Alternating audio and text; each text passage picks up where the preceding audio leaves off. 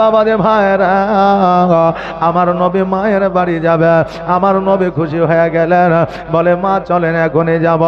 আমার হালিমা বলতেছে এখনো যদি যায় রাত্রি হয়ে যাবে, মরুভূমি রাস্তা, জঙ্গলের রাস্তা, হয়তো বাঘে ভাল্লুকে আমাদের আক্রমণ করবে। তবে এখন নয়, আগামীকালকে সকালবেলা রওনা হয়ে যাব। সকালবেলা আমার হালিমা তো সাদিয়া রাদিয়াল্লাহু তাআলা আনহা আমার নবীজিকে সঙ্গে লইয়া যেন বাবা মক্কার দিকে চলতে আরম্ভ করলেন। মক্কার দিকে চলতে আরম্ভ করলেন, মরুভূমি দিয়া হাঁটতে আরম্ভ করলেন। তখনকার আমলে বাবা টোটো ছিল না, তখনকার আমলে মারুতি ছিল না, তখনকার আমলে কোনো কার ছিল না, তখনকার আমলে মোটর বাইক ছিল না। বাবারে, তখন পথের সাথে একমাত্র আপনার মরুভূমির আপনার ওট ছিল। ওট কিন্তু সবার বাড়িতে থাকতো না। এবার বাবা এখন যেমন মোটর সাইকেল সবার বাড়িতে থাকে না, আছে নাকি সবার বাড়িতে? বাবারে, আপনি বলবেন হুজুর ঘরে ঘরে হয়ে গেছে, কিন্তু আজকে থেকে 5 বছর আগে সবার ঘরে ছিল না।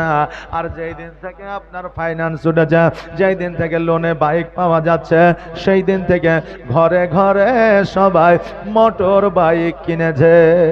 যাই হোক, কষ্ট মষ্ট করে মাসে মাসে 2000-3000 করে দিয়ে দেবো, এখন মোটরসাইকেল তো থাকবে নাকি বলে, এইভাবে ঘরে ঘরে এখন হয়ে গেছে। কিন্তু সবাই কিনতে তখন পারতো না। অনুরূপ সে আমলে সবাই ওট কিনতে পারতো না। আর ওট কিনলে রে বাবা একটা খরচের ব্যাপার ছিল, খাওয়া দাওয়ার ব্যাপার ছিল। অনেক মানুষ ছিল তারা নিজেই খাইতে পাইতো না। হালিমা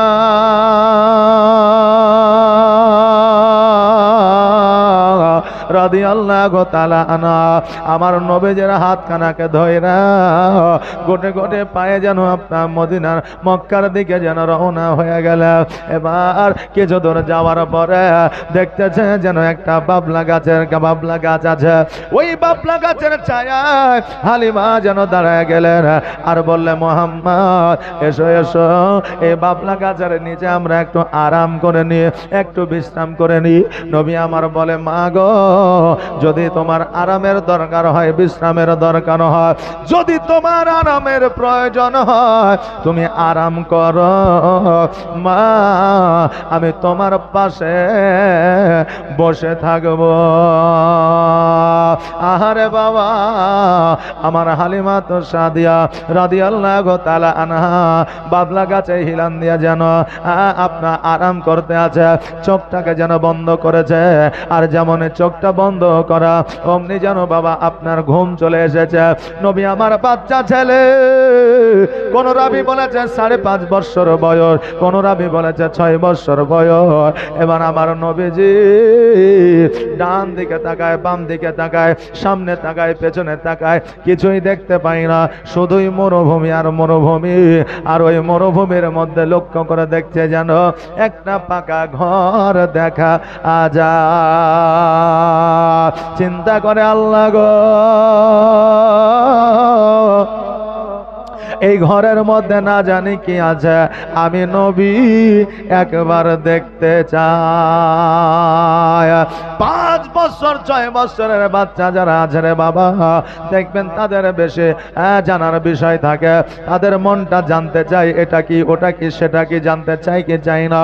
কিন্তু বাবা এখন মোবাইলের যুগ হয়ে যায়, এখন মোবাইলে তারা বাবা ব্যস্ত হয়ে যায়।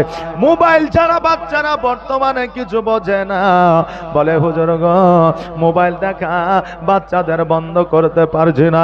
মারে, তুমি কেমন করে মোবাইল দেখা বাচ্চাদের বন্ধ করবা? লকডাউনে তোমার গর্ভের সন্তান এসেছে, আর লকডাউনে বাইরে বেরোতে পাওনি বলে মোবাইলে রিচার্জ করে তুমি শুধু রিলস দেখেছ আর তুমি সিরিয়াল দেখেছ। আর ওই সন্তান জগতের মধ্যে আসিয়া সেও মোবাইলের পাগল হয়েছে। কথা বুঝতে পারলেন না বাবা? সেও মোবাইলের পাগল হয়ে আছে। বাবাজি ভাইরা, আমার নবী মুস্তাফা সাল্লাল্লাহু তাআলা আলাইহি ওয়াসাল্লাম মায়ের কাছ থেকে উঠে জানবে ঘরের মধ্যে কি আছে, গোটে গোটে পায়ে যেন আগিয়ে যায়। এবার আগিয়ে যাওয়ার পরে দেখছে যেন একটা ঘর আছে, ঘরের আইডে সাইডে যেন কিছুই নাই, কোনো মানুষকে দেখা যায় না, কোনো গাছপালা দেখা যায় না, কোনো বৃক্ষ দেখা যায় না। একটা হঠাৎ করে দেখছে যেন দরওয়াজাটা যেন লাগানো আছে। আমার নবীজি ওই দরওয়াজায় যেমনই হাত দিয়েছে আর যেমনই হাত লাগানো, দরওয়াজা অটোমেটিক খুলে গেছে। আর নবী আমার তাকায়া দেখছে আর মনে মনে বলছে, আল্লাহ গো, এই ঘরের মধ্যে মূর্তি পূজা আছে, আমার পায়ের তলে এই জন্য পড়েছে। হঠাৎ করে ওই মন্দিরের পুরোহিত বার হয়ে এসে আমার নবীজির হাতখানা পাকড়াও করলে, আমার নবীজির হাতখানা ধরলেন। ধরার পরে বলে, শোনো গো, আজকে তুমি এই মূর্তিগুলো কেন ভেঙেছো একবার বলো। বলে, শোনো গো, এই মূর্তি আমি ভাঙি না, আমার 6 বছর বয়স, অত বড় বড় মূর্তি আমি কেমন করে ভাঙতে পারি। পুরোহিত বলছে, শোনো রে, আমিও জানছি বুঝছি তোমার দ্বারা ভাঙা সম্ভব নয়, কিন্তু এখানে কোনো মানুষ নাই, কোনো জন না। আজকে তোমাকে যদি আমি ছাইড়া দিই তবে আমাকে গ্রামের মানুষকে জবাব দিতে হবে, অতএব আমি একা জবাব দিব না, আমি তোমাকে বন্দি করে রাখবো। আর শহরের মানুষ, গ্রামের মানুষেরা যখন জিজ্ঞাসা করবে, আমি তোমার নাম দিয়া দিব। আমরা এখানে অনেকগুলো মানুষ আছি রে বাবা, দোষ না করেও বাচ্চা কালে মার খেয়েছি না খাই নাই, এই খেয়েছি না খাই নাই, দোষ না করেও ঘাড়ে দোষ নিতে হয়েছে, হয়নি? জি, আগের যুগে ফুলের গাছ পর্যন্ত আমার দিকে বইর বলে, আগের যুগে কুলের গাছ ছিল, কুল পেড়ে খাইতাম, আপনারাও হয়তো খেয়েছেন। এখনকার বাচ্চারা খাবে না। কুলের গাছের কাছে দাঁড়িয়ে আছেন, অন্য কেউ ঢিল মেরেছে, কুল পড়েছে, ও কিন্তু পালিয়ে গেছে, আর কুলের মালিক বালা এসে আপনাকে পাকড়াও করেছে, কিন্তু আপনি নির্দোষ। কথা বললেন না? 10 জন ছেলে একসঙ্গে খেলাধুলা করছেন, একজন অপরজনকে মারে পালিয়ে গেছে, ওর বাপকেও ডেকে নিয়ে চলে যায়, আমাকে মারলে কে রে? বলে ওই ছেলে গেলে ডেকে নিয়ে এলো, যে মারাচ্ছে সে পালিয়ে গেছে, বাকি যে 6 জন ছিল তাদেরকে আপনার বকা খাইতে হয়েছে, হয়নি? জি, অনেক সময় ছিল বাচ্চা কালে দোষ না করিয়া অনেক সময় দোষ আমাদের ঘাড়ে নিতে হয়েছে। নবী আমার মূর্তি ভাঙে না, তবু আমার নবীর ঘাড়ে যেন দোষটা চাপায়া দিতেছে। নবীজি আমার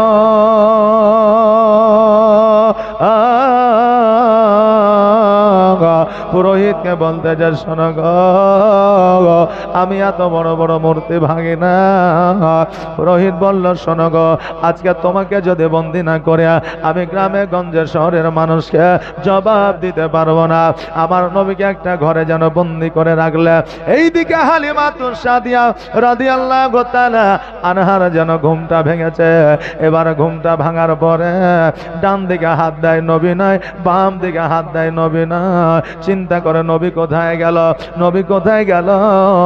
খালি ফাঁকা মরুভূমিতে নবীকে যেন দেখা যায় না। আরে বাবা, আমার হালিমা সাদিয়া রাদিয়াল্লাহু তাআলা আনহা গোটে গোটে পায়ে যেন আপনার এই দিক থেকে ওই দিক আপনার যাইতে আছে, কোন জায়গা না যাইয়া চিন্তা করলো এই ঘরের মধ্যে না জানি কি আছে, আমি হালিমা একবার দেখব। হালিমা গোটে গোটে পায়ে যাইয়া বাবা ওই পুরোহিতকে বলতেছে, বাবার নুরানিময় চেহারা, সুন্দর চেহারাওয়ালা সুন্দর একটা পুত্র তুমি কি দেখেছ? বলে, আমি একটা সুন্দর চেহারাওয়ালা সন্তানকে ঘরের মধ্যে বন্দি করে রেখেছি, দেখো দেখো ওই সন্তানটি কি তোমার কি না? যেমনই দরওয়াজাটা খুলে দিয়েছে অমনি যেন হালিমা ছুটতে ছুটতে যাইয়া আমার নবীকে বুকের মধ্যে ধরেছে আর বলতেছে এটাই আমার বাচ্চা। এরে পুরোহিত, আজকে এই বাচ্চাটাকে কেন বন্দি করে রেখেছ? পুরোহিত বলল আজকে আমাদের মূর্তিগুলা ভেঙে দিয়েছে, এই জন্য তাকে আমরা বন্দি করে রেখেছি। হালিমা বলে নবী গো, আপনি কি এই মূর্তিগুলা ভেঙেছে? বলেন না না, মূর্তিগুলা নিজেই নিজেই ভেঙে গেছে। এবার হালিমা বলতেছে শোনো গো, আমার বেটা মোহাম্মদ কোনোদিন মিথ্যা বলবে না, মিথ্যা বলে নাই বলে আজকে তাইফবাসীরা আল আমিন নামে আখ্যায়িত করেছে। ওগো পুরোহিত, আমার বেটায় আজকে কেন কিয়ামত পর্যন্ত মিথ্যা বলবে না, কেউ প্রমাণ করে দিতে পারবে না, অতএব দয়া করে তুমি ছেড়ে দাও। বললো না না না, এই বাচ্চাটিকে ছাড়া সম্ভব নয়, বাচ্চাটিকে ছাড়তে পারবো না। হালিমা বলতেছে শোনো গো, আজকে যদি এই বাচ্চাটিকে তুমি না ছাড়ো, আমি মক্কা নগরে আব্দুল মুত্তালিবকে জবাব দিতে পারবো না। সঙ্গে সঙ্গে পুরোহিত বলল হালিমা, আব্দুল মুত্তালিবটাকে বলে আব্দুল মুত্তালিব হলো এই বাচ্চাটার দাদা। বলে তোমার কি বাচ্চাটা নয়? বলে না। বলে তবে এই বাচ্চার নাম কি মোহাম্মদ? বলে হ্যাঁ। বলে তবে এর মায়ের নাম কি আমিনা? বলে হ্যাঁ। বলে এর আব্বা জানের নাম কি আব্দুল্লাহ? বলে হ্যাঁ। সঙ্গে সঙ্গে ওই পুরোহিত আমার নবীদের পায়ের তলে কদম তলে পড়ে গিয়ে বলতেছে ইয়া রাসূলুল্লাহ, ইয়া হাবিবাল্লাহ, নবী গো, আমার বড় অপরাধ হয়ে গেছে, অন্যায় হয়ে গেছে, আমাকে দয়া করে আপনি ক্ষমা করে দেন। ওগো নবীজি, আমি তাওরাত ইনজিল জুবুরে পড়েছিলাম, আখেরি পয়গম্বর মুহাম্মদ রাসূলুল্লাহ সাল্লাল্লাহু তাআলা আলাইহি ওয়াসাল্লাম জগতের মধ্যে আসবে, একটা ইসলামের প্রচার করবে, প্রসার করবে, কালেমার দাওয়াত দিবে, আমি এটা পড়েছি। তবে হুজুর গো, আপনার সঙ্গে যখন সাক্ষাৎ হয়েছে, আপনার সঙ্গে যখন দেখা হয়ে গেছে, আপনি দয়া করে আপনার কালেমা খানা আমাকে পড়ায়া নেন। নবী আমার বলে শোনো রে, আমি তো এখনো কালেমা পড়াই না, অতএব কালেমা পড়ানোর সময় তুমি পড়ে নিবে। ওই পুরোহিত বলল হুজুর গো, আপনি যখন কালেমার দাওয়াত দিবে, তখন হয়তো আমি বেঁচে থাকবো না, তখন হয়তো আমি জগতে থাকবো না, আমি হয়তো মারা যেতে পারি, আমি কাফের বেঈমান বেধর্মিক ইহুদি নাসারা হয়ে মারা যেতে চাই না, আপনার কালেমা পড়ে মুসলমান হয়ে মারা যেতে চায়। সঙ্গে সঙ্গে আমার নবীজি ওই পুরোহিতকে কালেমা পড়াইলা, লা ইলাহা ইল্লাল্লাহ মুহাম্মাদুর রাসূলুল্লাহ সাল্লাল্লাহু তাআলা আলাইহি ওয়াসাল্লাম। অনেকেই প্রশ্ন করতে পারে হুজুর গো, আজকে আমার নবীজি 6 বছর বয়সে পুরোহিতকে কেমন করে কালেমা পড়াইতে পারে? কারণ নবী আমার 40 বছর বয়সে কালেমার দাওয়াত দিয়েছে। আমি বলবো বাবারে, 40 বছর বয়সে নবুয়ত প্রাপ্ত হয়েছে, এটা পুরোপুরি ভাবে আপনার সাজানো কথা, ইতিহাসের কথা, কিন্তু আহলে সুন্নাত ওয়াল জামাতের কথা, শরীয়তের কথা। নবী আব্বালেও নবী ছিলেন, আখেরেও নবী থাকবেন। জোরে বলেন সুবহানাল্লাহ। আরে বাবা, 6 বছর তো দূরের কথা, 6 বছর তো অনেক দূরের কথা। নবী আমার যেদিন জগতের মধ্যে এসেছিলেন, সিজদায় পড়ে ইয়া হাবলি উম্মতি উম্মতি বলে কেঁদেছিলেন, আর যেদিন সিজদায় পড়ে ইয়া হাবলি উম্মতি উম্মতি বলে কেঁদেছে, সেই দিন থেকে ইসলামের প্রচার ও প্রসার শুরু হইয়া গিয়েছে। জোরে বলেন সুবহানাল্লাহ। বাবা যে ভাইরা, নবী আমার কালেমা পড়ায়া নবী যেন মক্কার দিকে চলে যায়, আর ওই পুরোহিত বলতেছে হুজুর গো, আমি যখন কালেমা পড়ে নিয়েছে, মন আপনাকে দিয়েছি, জান আপনাকে দিয়েছি, প্রাণ আপনাকে দিয়েছি, যখন দরকার হবে, যখন প্রয়োজন হবে, আপনি শুধু আমাকে একবার ডাকবেন, আমি প্রাণ ও জান নিয়ে হাজির হইয়া যাব। কেননা জগতের মানুষকে ভালোবেসে লাভ হবে না, আপনাকে ভালোবাসলে এই জগতেও মঙ্গল হবে, পরের জগত মঙ্গল হবে। বাবাজি ভাইরা, আজকে ভাইকে ভালোবাসবেন রে বাবা। এক কাঠা জমির জন্য ভাই আপনাকে আঘাত করবে, ঝগড়া করবে। আজকে বোনকে ভালোবাসবে, বোনকে যদি সঠিকভাবে ভাগ না বুঝায় দেন, ওই বোন আপনার বাড়িতে আসবে না। বন্ধুকে ভালোবাসবে না, ওই বন্ধু পেছন থেকে আপনাকে ছোড়া মারবে। সুযোগ পাইলে গার্লফ্রেন্ডকে ভালোবাসবে, ওই গার্লফ্রেন্ড আপনাকে ধোকা দেবে। বয়ফ্রেন্ডকে ভালোবাসবে, বয়ফ্রেন্ড আপনাকে ধোকা দেবে। পৃথিবীর মধ্যে ভালোবাসার শেষ পরিণত হলো ধোকা দেওয়া। এই জন্য এমন একজনকে ভালোবাসে, যাকে ভালোবাসলে এই জগতেও মঙ্গল হবে, পরজগতেও মঙ্গল হবে। সে হলো আমার নবী, আপনার নবী মুহাম্মদুর রাসূলুল্লাহ সাল্লাল্লাহু তাআলা আলাইহি ওয়াসাল্লাম। এই জন্য বলছে, ভালো যদি বাঁচতে হয় নবীকে বাসো, জান যদি দিতে হয় নবীকে দিও। জোরে বলেন না সুবহানাল্লাহ, সুবহানাল্লাহ। একটু হাত উঠিয়ে আওয়াজ দিয়ে বলেন না, ইয়া রাসূলুল্লাহ। ভালো যদি বাঁচতে হয় নবীকে বাসো, জান যদি দিতে হয় নবীকে দিও। নবী তরানে বালা, নবী বাঁচানে বালা, নবী তরানে বালা, নবী বাঁচানে বালা। আর প্রাণের চেয়ে প্রিয় তাই নবীকে চিনো। ভালো যদি বাঁচতে হয় আমার নবীকে বাসো, নাই হয় জান যদি দিতে হয় আমার নবীকে দিয়ে। সাকারাতের বিছানাতে কি যে যন্ত্রণা, সাত সাগরের পানি দিল তৃষ্ণা মিটে না। জোরে বলেন সুবহানাল্লাহ। আর সাকারাতের বিছানাতে কি যে যন্ত্রণা, আর সাত সাগরের পানি দিল তৃষ্ণা মিটে না। আর কাউসারের পানি দেবেন শাহে মদিনা। ভালো যদি বাঁচতে হয় আমার নবীকে বাসো, নাই হয় জান যদি দিতে হয় আমার নবীকে দিয়ে। নবী বাঁচানে বালা, নবী তরানে বালা, নবী বাঁচানে বালা, নবী তরানে বালা। আর প্রাণের চেয়ে প্রিয় তাই নবীকে চিনো। ভালো যদি বাঁচতে হয় আমার নবীকে বাসো। বাবাজি ভাইরাম, আমার মায়েরা কান দিয়ে শুনবেন গো।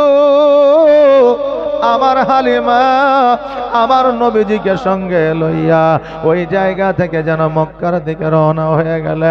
এবার মক্কায় যখন প্রবেশ করেছে, দেখছে যেন আব্দুল মুত্তালিব রাদিয়াল্লাহু তাআলা আনহু উনি যেন কাবা ঘরে হিলান দিয়ে বসে আছে। নবী আমার যখনই দেখলে ছুটতে ছুটতে আমার আব্দুল মুত্তালিবের কাছে গেলে, আব্দুল মুত্তালিব আমার নবীকে বুকের মধ্যে জড়ায়া ধরলে। আর বুকের মধ্যে জড়ায়া ধরার পরে আমার আব্দুল মুত্তালিব বলতেছে, মুহাম্মদ আজকে তোমাকে যখন বুকের মধ্যে জড়ায়া নিয়েছি, আজকে আমার বেটা আব্দুল্লাহর ব্যথা বেদনা সব কিছু দূর হইয়া গিয়েছে। জোরে বলেন সুবহানাল্লাহ। নবীজি আমার আব্দুল মুত্তালিবকে এত ভালোবাসতে, আর আব্দুল মুত্তালিব পোতা মুহাম্মদকে ভালোবাসতেন। এখনো জগতের মধ্যে এরকম ভালোবাসা আছে না নাই? আছে না নাই বাবা? আজা পোতাকে জীবনে কোনোদিন মারতে দিবে না, যতই অন্যায় করুক না কেন। আর ওই বাপি একদিন ছেলেকে শাসন করার জন্য মেরেছে। কথা বললেন না? বাপে ছেলেকে মেরেছে শাসন করার জন্য। আবার ওই ছেলে যদি তার বেটাকে মারে, তুই মারছিস কেন, খবরদার মারবি না। মানে ওটা যে পোতা, যে পোতা আদরের হয়, যত্নের হয়। আর পোতাকে ভালোবাসা হলো আমার নবীর সুন্নাত। জোরে বলেন সুবহানাল্লাহ। কিন্তু বাবা চারটা বেটার চারটা পোতা আছে, যার টাকা আছে তার পোতাকে নিয়ে আহারে উহুরে করবেন, আর যার টাকা নাই তাকে একটা চকলেটও কিনে দিবেন না। এই রমজানে না হয় এই ভালোবাসা গেলে কিন্তু সুন্নাতি ভালোবাসা হবে না। এখন কথাটা শুনে হয়তো খারাপ লাগলেও এটাই বাস্তব, এটা এখন বর্তমানে হয়েছে বাবা। হ্যাঁ, সুবহানাল্লাহ, মাশাআল্লাহ, জাযাকাল্লাহ। তবে এই রকম যেন না হয়। হ্যাঁ বাবাজি, আমার আব্দুল মুত্তালিব আমার মোহাম্মদ সাল্লাল্লাহু তাআলা আলাইহি ওয়াসাল্লামকে কোলে লইয়া যেন বাবা আপনার ঘোরাফেরা করতে আছে। এইদিকে হালিমা আমিনার কাছে গেলে, যাওয়ার পরে বলে, আমিনা আজকে তাইফের মধ্যে নবী মুস্তাফা সাল্লাল্লাহু তাআলা আলাইহি ওয়াসাল্লামের বহু বিপদ আপদ চলে আসছে, অতএব আমি তোমার কাছে রেখে গেলাম। এই আমিনা, আজকে যদি আমার কাছে থাকে রে, হয়তো কখন কি হয়ে যাবে আমি হালিমা তোমাকে জবাব দিতে পারবো না। আমিনা বলে, হালিমা আজকে যখন আমার বেটাকে তুমি দিয়ে যাচ্ছ, ও হালিমা শোনো রে, আজকে তোমার টাকার যদি দরকার হয়, পয়সার যদি দরকার হয়, যদি তোমার খেজুরের দরকার হয়, জবের আটার দরকার হয়, তুমি আমাকে বলবে, আর আমার কাছ থেকে তুমি নিয়ে যাবে, তোমার অভাব অনটন দূর হয়ে যাবে। হালিমা বলেছিল, আমি না, আমার বাড়িতে অভাব ছিল, এটা ঠিক, আমার খেজুর গাছে খেজুর ধরতো না, এটা ঠিক, আমার ছাগল বকরিতে দুগ্ধ দিত না, এটা ঠিকই, আমার সন্তান খাইতে পাইতো না, এটা ঠিক, আমার শরীরটা অসুস্থ ছিল, এটাও ঠিকই, কিন্তু যেই দিন থেকে আমার নবী আমার বাড়িতে গিয়েছে, সেই দিন থেকে আমার বাড়ির অভাব অনটন দূর হয়ে গেছে, আর আমার কিছু লাগবে না। আজকে আমাদের বাড়ির অভাব দূর হয় না, টাকা রোজগার করলে টাকা থাকে না, আজকে বাড়িতে রোগবালা দূর হয় না, আজকে সন্তানেরা পিতামাতাকে দেখে না, আজকে সন্তানেরা পিতামাতাকে সম্মান করে না। কেমন করে করবে?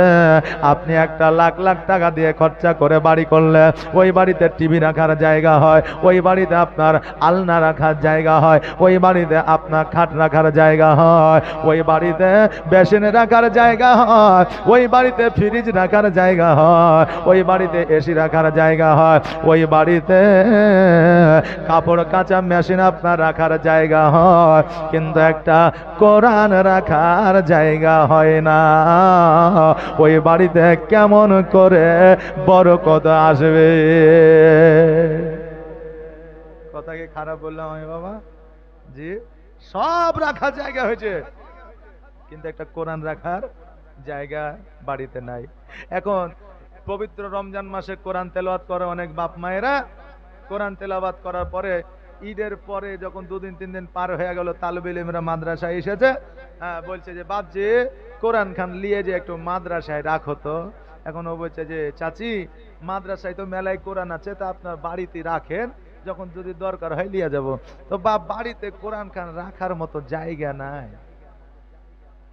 হয় না? হয় না?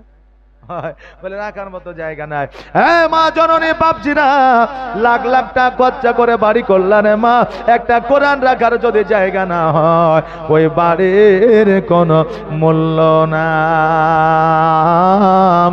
বাড়িতে কোরআন রাখলেও নাকি, কোরআনে জুজদান দিলেও নাকি, কোরআন পড়লেও নাকি, কোরআন তেলাওয়াত শুনলেও নাকি, ওই কোরআন দান করলেও নেকি। সুবহানাল্লাহ, সুবহানাল্লাহ। আমার বাবাজিরা, আজকে আমার হালিমা তো সাদিয়া রাদিয়াল্লাহু তাআলা আনহা বললেন, ও মা আমিনা, আজকে যদি আমার কোনো কিছুর দরকার হয় আমি অবশ্যই তোমার কাছে নিতে আসব, তবে আমিনা এখন আমার কোনো কিছুর দরকার না। এই বলে হালিমা যেন বাড়ির দিকে তাইফের দিকে রওনা হয়ে গেল। একবার আমার নবী মুস্তাফার দিকে তাকা, একবার যেন বাবা বাড়ির দিকে তাকায়, নবীজির দিকে তাকায়, বাড়ির দিকে তাকায়। এতদিন ধরে আমার নবীকে লালন পালন করেছে, নবীর ওপরে হালিমা যেন মহব্বত এসেছে। কেননা আমাদেরও মহব্বত, একটা ছেলেকে যদি বাড়িতে রাখা হয় তাদের উপরেও মহব্বত চলে আসে, সে যে ধর্মেরই হোক না কেন। সে বাবাজি ভাইরা কর্ণপাত করে শুনে হালিমা একবার আমার নবীর দিকে তাকায় আর একবার তাইফের দিকে তাকায়। হালিমা দুই চোখের পানি ছেড়ে দিয়ে যেন আগাতে লাগলেন রে বাবা। আর যতক্ষণ পর্যন্ত নবী আমার আড়াল না হইল ততক্ষণ পর্যন্ত হালিমা চোখের পানি ফেলাইয়া তাকায়া তাকায়া যেন দেখল আমার নবী মুস্তাফা সাল্লাল্লাহু তাআলা আলাইহি ওয়াসাল্লাম। বাবারে নবী মুস্তাফা সাল্লাল্লাহু আলাইহি ওয়াসাল্লাম আব্দুল মুত্তালিবের সঙ্গে বাবা খেলাধুলা করলেন, তারপরে রাত্রি বেলায় মা আমিনার সঙ্গে গল্প করলেন। মায়ের চেহারা দেখা আর একটা হজের সব নেকের খাতায় লিপিবদ্ধ করে দেওয়া। জোরে বলেন সুবহানাল্লাহ। মায়ের আঁচলখানা দিয়া যদি আপনি মুখ মোছেন তবুও নেকি পাওয়া যায়। মায়ের হাতখানা ধরে যদি একটা চুম্বন করে দেন তবুও নেকি পাওয়া যায়। মায়ের চেহারা দেখে যখন আপনি কাজে বের হবেন তখনও নেকি পাওয়া যাবে। বিপদ আপদ থেকে বাঁচবেন, মায়ের চেহারা দেখে বাড়ির মধ্যে প্রবেশ করবে, নেকি পাবেন। কারণ মায়ের মতো নেকিওয়ালা দুনিয়ায় আর কোনো মেশিন না। হ্যাঁ বাবাজি ভাইরা, আমার মায়েরা, আমার দয়ার নবী মা আমিনার সঙ্গে কথা বললে। সকাল হয়েছে, বাড়ির পাশে ফাঁকা ময়দানে সকল বাচ্চারা খেলাধুলা করতে আছে, আর আমার নবীজি ওই বাচ্চাদের দাঁড়িয়ে দাঁড়িয়ে খেলাগুলা যেন দেখতে আছে। বাবারে তখনকার খেলাধুলা ছিল আলাদা, আর বর্তমানে খেলাধুলা হইল আলাদা। আগের যুগে খেলাধুলা করতো, শরীর চর্চা হতো, ব্যায়াম হতো, রোগবালা কম হতো। আর এখনকার যে বর্তমানে খেলারে বাবা, বাপের সম্পদ গোটায় ধ্বংস হয়ে গেল। কথা বললেন না? আগের খেলাধুলায় শরীর চর্চা হইতো, আপনার রোগবালা দূরে থাকতো। আর এখন বর্তমানে যে যুবকেরা যে খেলা খেলে বাপের সম্পদ সব দূর হয়ে গেল। কেন না এখনকার খেলা বর্তমানে মোবাইলে ফ্রি ফায়ার উঠেছে, টাকা দিয়ে ফ্রি ফায়ার খেলে। এখন বর্তমানে মোবাইলে আপনার জুয়া উঠেছে, জুয়া খেলে অনেকে জীবন দিয়ে দিলে। হ্যাঁ বাবা, আইপিএল খেলছে, ওই আইপিএল খেলে বাপের কোটি কোটি টাকার সম্পত্তি আপনার বিক্রি করতে হচ্ছে। বাবারে যুবকেরা এই রকম খেলা থেকে বিরত থাকবে।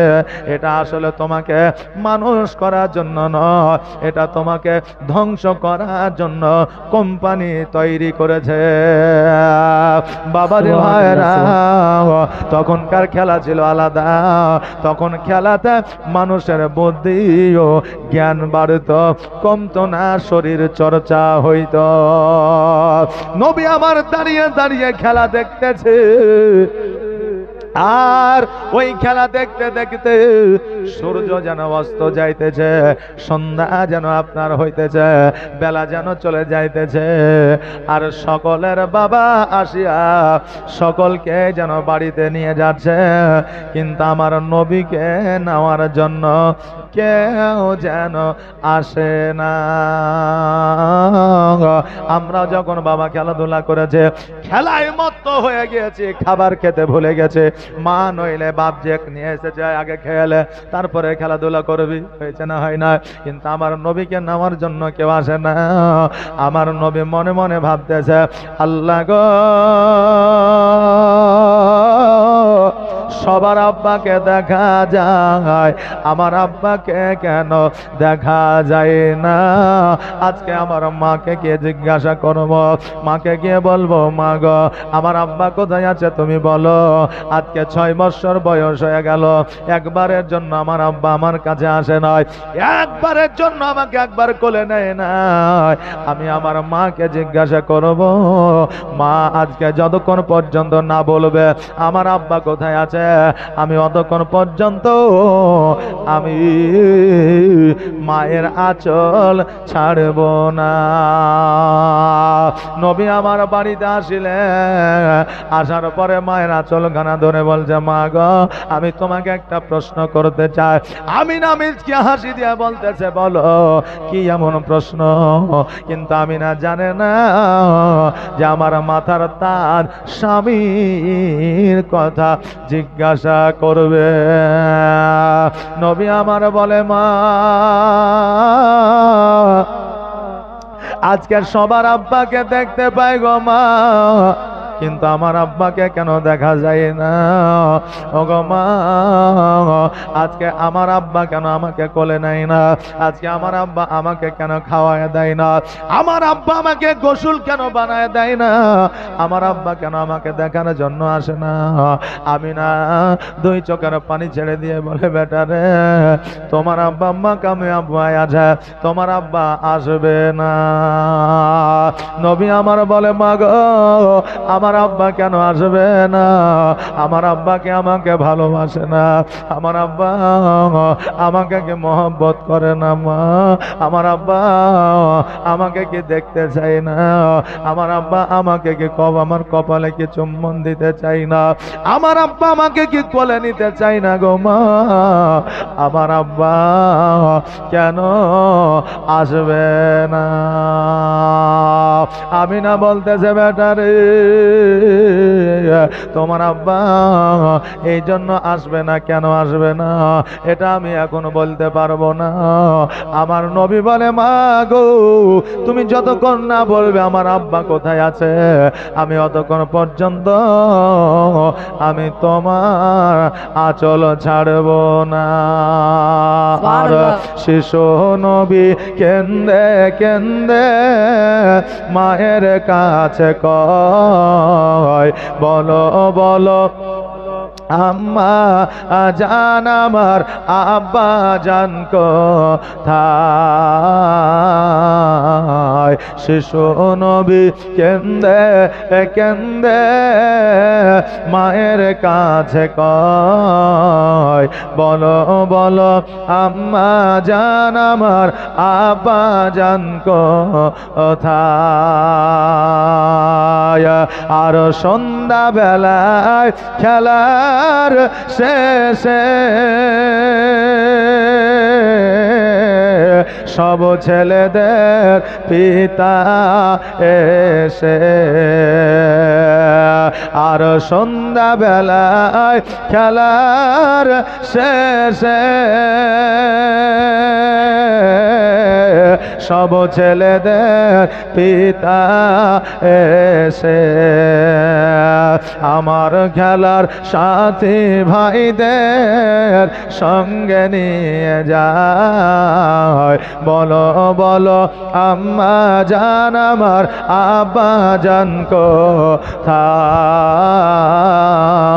শিশু নবী কেন্দে কেন্দে মায়ের কাছে কয়, বলো বলো আম্মা জান আমার আব্বা জান কোথায়? আর ধাত্রী বাড়িতে যখন ছিলাম পিতাকে না দেখতে পেলাম, ছিলাম আর ধাত্রী বাড়িতে যখন ছিলাম পিতাকে না দেখতে পেলাম আর বাড়িতে আসিয়া আমি দেখি না তাহাই বলো বলো আম্মা জান আমার আব্বা জান কোথায় বলো বলো আম্মা জান আমার আব্বা জান কোথায় শিশু নবী কেন্দে কেন্দে মায়ের কাছে কয় বলো বলো আম্মা জান আমার আব্বা জান কোথায় আল্লাহুম্মা সাল্লি আলা سيدنا مولانا محمد وعلى آله سيدنا مولانا محمد اللهم صل على سيدنا مولانا محمد وعلى آله سيدنا مولانا محمد আমার নবীজি বলে মা যতক্ষণ পর্যন্ত তুমি বলবা না আমার আব্বা কোথায় আছে গো মা আমি অতক্ষণ পর্যন্ত আমি তোমার আঁচল ছাড়ব না আমার মা আমি না দুই চোখের পানি ছেড়ে দিয়ে কান্দে আল্লাহ গো আজকে আমার সন্তানকে যখন বলবো তোমার আব্বা জগতের মধ্যে নয় তোমার আব্বা হায়াতে না আমার সন্তান অঝর নয়নে কান্না করবে আর আমার সন্তান অঝর নয়নে কান্না করলে আমি না সহ্য করতে পারবো না আরে বাবা আমার আমিনা রাদিয়াল্লাহু তাআলা আনহা বলে বাবারে তোমার আব্বা মাকামে আব্বাই আছে আসবে না নবী আমার বলে মা গো কেন আসবে না তুমি একবার আমাকে বলো আমার আমিনা বলতেছে বেটারে এই জন্য আসবে না তোমার আব্বা ইহ জগতে নাই পর জগৎ গমন করেছে ওই মাকামে আবহাওয়ায় আরাম করেছে নবী আমার দুই চোখের পানি ছেড়ে দিয়ে বলে মা আজকে তুমি আমাকে কেন আগে বলো না নবী আমার বলে মা গো তুমি আমাকে আগে কেন বলো না আমার মা আমিনা বললে বেটা আমি যদি তোমাকে আগে বলে দিতাম তুমি হয়তো আব্বা নাই বলে দুঃখ করতা ব্যথা বেদনা হয়তো করতা তোমার হয়তো মনে ব্যথা বেদনা থাকতো এই জন্য আমি তোমাকে আগে বলি নাই আমার নবী বলে মা গো আমার আব্বা যদি মা কামে আব্বা আরাম করে মা আমি আমার আব্বা জানের কবরখানা জিয়ারত করতে চাই আমিনা বলল বেটারে তুমি তোমার আব্বা জানের কবর জিয়ারত করবা এটা আমি বলতে পারবো না এই জন্য পারবো না আমি বিবাহ করে মক্কা থেকে মদিনা থেকে মক্কা এসেছি আমি আর জীবনে কোনোদিন বাড়ি থেকে বার হয় না তোমার দাদা জানের অর্ডার ছাড়া তোমার যদি কবর জিয়ারত করার যদি ইচ্ছা থাকে তোমার দাদা জানের কাছে অর্ডার নিয়ে না তোমার দাদা যদি অর্ডার দেয় তবে তুমি জিয়ারতে যা নবী আমার বলে মা গো আমি অর্ডার নিয়ে নিব তাতে কোনো অসুবিধা না তোমাকেও যাইতে হবে আমি না বললে বেটা তোমার দাদা যদি অর্ডার দেয় আমি না যাব আরে মা জীবনে শুধু শুনলেই হবে না আদর্শটাই একবার দেখেন স্বামী তো দূরের কথা শ্বশুর আব্বার কথা অমান্য অবাধ্য হয় না। আজকে মা বোনেরা অনেকে আছে, স্বামী যদি বলে না না এই জায়গাতে যাইবা না, বলে আমি যাব, তুমি কি করবা বলো? কথা বললেন না। সব মায়েরা লয় অনেকে আছে যে আমি যাব, স্বামীর কথা শোনে না, শ্বশুরের কথা তো শোনা দূরের কথা। বাবা আমিনা কেমন একজন মহিলা ছিলেন দেখে, আমিনা বলতেছে তোমার দাদা যদি অর্ডার দেয় তবে আমি যাব, আর যদি অর্ডার না দেয় তো আমি যাব না। নবী আমার আমিনার কাছ থেকে আসিয়া আমার আব্দুল মুত্তালিবের কাছে আসলো। আসার পরে বলে দাদা গো, আমার আব্বা না, আমার আব্বা মাকামে আব্বাই শুয়ে আছে। ওগো দাদা, আজকে আমার আব্বা জানের কবরটা জিয়ারত করতে চায়। এবার আব্দুল মুত্তালিব বলল মুহাম্মদ তুমি যখন তোমার আব্বার কবরটা জিয়ারত করতে চাইছো, আমি বাধা দিব না, বাধা দিব না। এই জন্য বাধা দিব না যে যতদিন পর্যন্ত মাকামে আব্বায় তোমার আব্বা শুয়ে আছে, তুমিও যাও নাই, তোমার মাও যায় নাই, আমারও যাওয়া হয় না। অতএব তুমি যাও, বাধা দেব না। তবে আমার একটা কথা শোনো, কথাটা হলো যে তুমি যাবা, যাও, তোমার মাকে সঙ্গে করে নিয়ে যাও।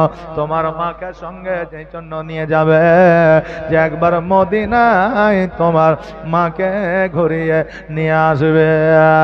কেননা মদিনায় তোমার নানা নানির দেশ, মদিনা গেলে তোমার নানা নানিকে দেখা হবে, তোমার মা তোমার নানা নানিকে দেখবে, তারপরে মাকামে আবুয়া যাবে, আর ওই মাকামে আবুয়া থেকে বাড়িতে আসবে। নবী আমার বলে দাদা গো, আপনি যেমন করে বলেছেন তেমনই হবে, কোন রকমের অসুবিধা নাই। সকালবেলা আমার মা আমিনা কিছু আপনার জামা কাপড় গুছিয়ে নিলেন, আর একটা পুটলির মতো করে বেঁধে নিলেন। আর বেঁধে নামার পরে যখন বাড়ি থেকে বার হয়ে আসছে, দেখছে যেন আব্দুল মুত্তালিব কাবা ঘরে হিলান দিয়া যেন আপনার কাঁদতেছে। আমিনা বলতেছে আব্বা গো, আপনি যদি এইভাবে কান্না করে আমি মদিনায় যাব না, মাকামে আবুয়ায় যাব না। আব্দুল মুত্তালিব বলে আমিনা, আমি তোমার জামার জন্য কাঁদি না রে মা, আমি মোহাম্মদের জন্য কান্না করি। আমি মোহাম্মদ আমার পোতাকে এত ভালোবাসি, আমার পোতাকে ছাড়া আমি যে থাকতে পারবো না।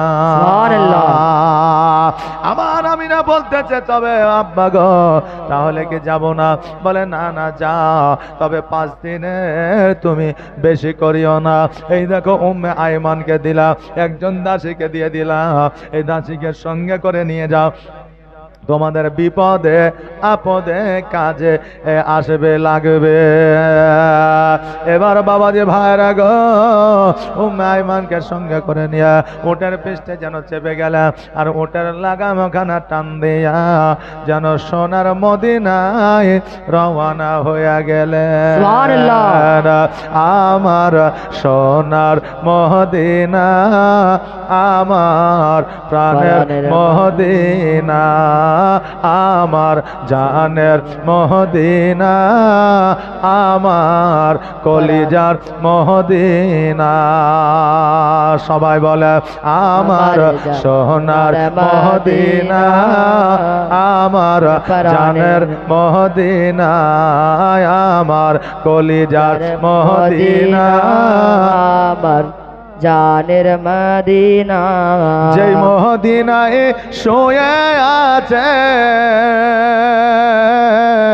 যেই মদিনায় শুয়ে আছে হাবিবে রব্বানা। বেশক বেশক জানের মদিনা, আমার প্রাণের মদিনা, আমার জানের মদিনা। আমার প্রাণের মদিনা।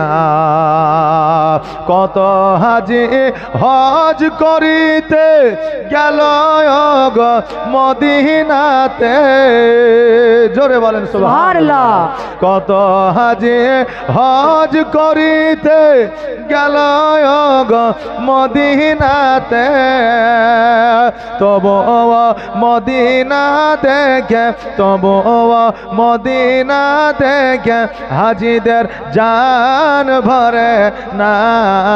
আমার জানের মদিনা, আমার প্রাণের মদিনা, আমার দয়ার মদিনা, আমার আশিকের মদিনা। যে মদিনায় শুয়ে আছে, যে মদিনায় শুয়ে আছে হাবিবে রব্বানা, আমার জানের মদিনা, আমার প্রাণের মদিনা, আমার দয়ার মদিনা, আমার কলিজার মদিনা। যেই মদিনায় শুয়ে আছে হাবিবে রব্বানা, আমার প্রাণের মদিনা, আমার জানের মদিনা, আমার কলিজার মদিনা, আমার সোনার মদিনা।